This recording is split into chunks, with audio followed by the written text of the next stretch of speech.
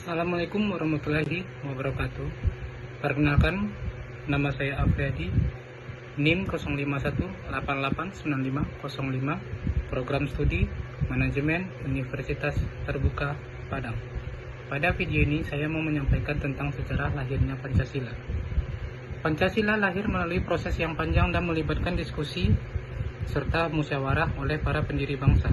Gagasan tentang dasar negara Indonesia muncul ketika Jepang mengalami kekalahan dalam Perang Dunia II. Saat itu, Jepang membentuk Badan Penyelidik Usaha-Usaha Persiapan Kemerdekaan Indonesia BPU atau BPU PKI pada tanggal 29 April 1945. Setelah menjanjikan kemerdekaan Indonesia, tugas utama BPU PKI adalah merumuskan dasar negara yang akan menjadi fondasi bagi Indonesia setelah kemerdekaan. Pada sidang BPU PKI pertama yang berlangsung dari tanggal 29 Mei hingga 1 Juni 1945 muncul banyak usulan mengenai dasar negara, termasuk dari tiga tokoh utama, Muhammad Yamin, Supomo, dan Soekarno. Pancasila lahir pada tanggal 1 Juni 1945 dalam pidato yang bersejarah oleh Soekarno. Di tanggal inilah ditetapkan hari yang bersejarah untuk memperingati hari lahirnya Pancasila. Tokoh-tokoh yang merumuskan Pancasila, salah satunya Muhammad Yamin. Pada sidang BPU PKI tanggal 29 Mei 1945, Muhammad Yamin mengusulkan 5 dasar negara dalam pidatonya, yang dikenal dengan rumusan Yamin. Dengan usulan Muhammad Yamin yang disampaikan sebagai berikut: 1. Peri kebangsaan, 2. Peri kemanusiaan, 3. Peri ketuhanan, 4. Peri kerakyatan, dan 5. Kesejahteraan rakyat. Yamin juga menyusun naskah tertulis yang sedikit berbeda dalam uraiannya, tetapi pada intinya tetap menekankan nilai-nilai kebangsaan, kemanusiaan, dan ketuhanan. Dan rumusan oleh berikutnya Supomo. Supomo sebagai salah satu anggota BPU PKI juga memberikan pandangannya tentang dasar negara. Dalam pidatonya pada tanggal 31 Mei 1945, ia lebih menekankan konsep negara integralistik, di mana negara dan rakyat merupakan satu kesatuan yang tetap tak terpisahkan.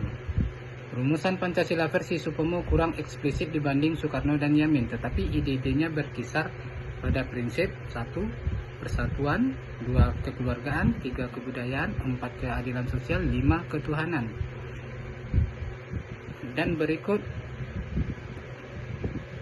rumusan dari Soekarno. Pada 1 Juni 1945, Soekarno menyampaikan pidato yang memperkenalkan 5 prinsip dasar yang ia beri nama Pancasila.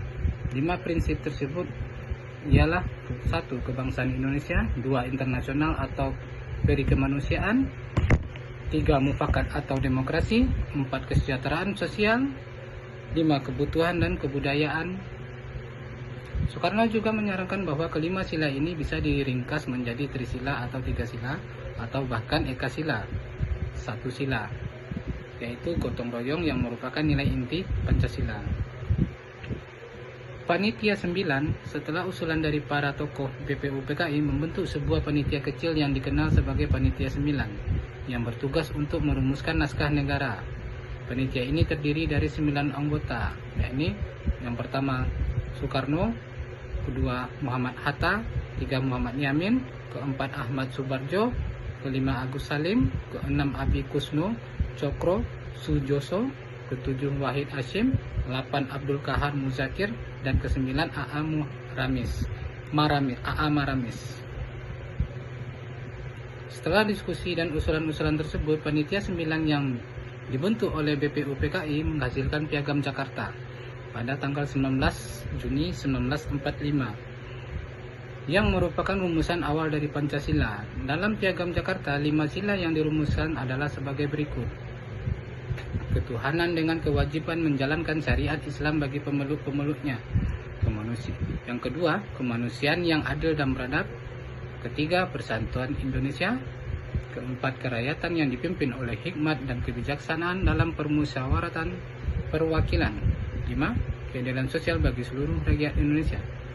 Namun, kalimat dengan kewajiban menjalankan syariat Islam bagi pemeluknya diubah pada tanggal 18 Agustus 1945 demi menjaga kesatuan dan persatuan bangsa. Dan akhirnya lahirlah rumusan Pancasila yang kita kenal saat ini.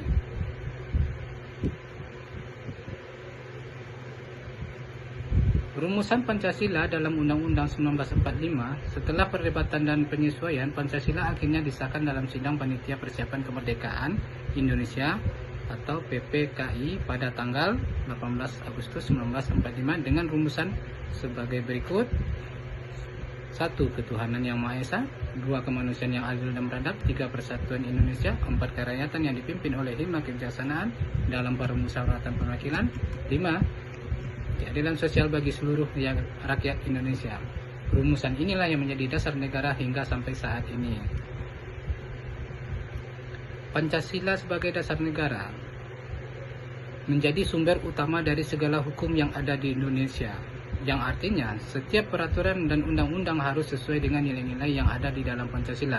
Dengan adanya Pancasila, hukum di Indonesia jadi lebih kuat untuk menjaga ketertiban dan keadilan di seluruh lapisan masyarakat.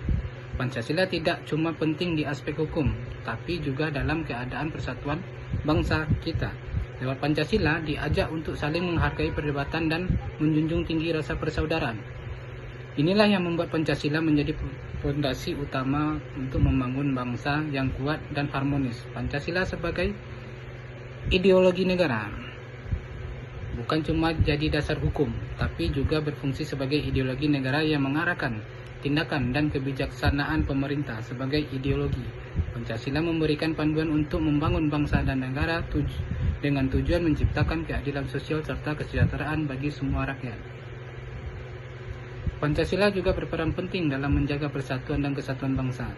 Lewat Pancasila, kita diajak untuk selalu menghargai perbedaan dan menjunjung tinggi rasa persaudaraan di tengah masyarakat yang menjemuk.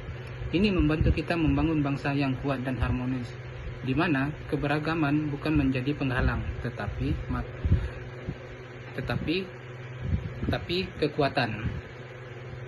Maka dari itu Pancasila fondasi utama yang membimbing kita untuk membentuk Indonesia yang lebih baik. Demikianlah yang bisa saya sampaikan. Terima kasih atas perhatiannya. Wassalamualaikum warahmatullahi wabarakatuh.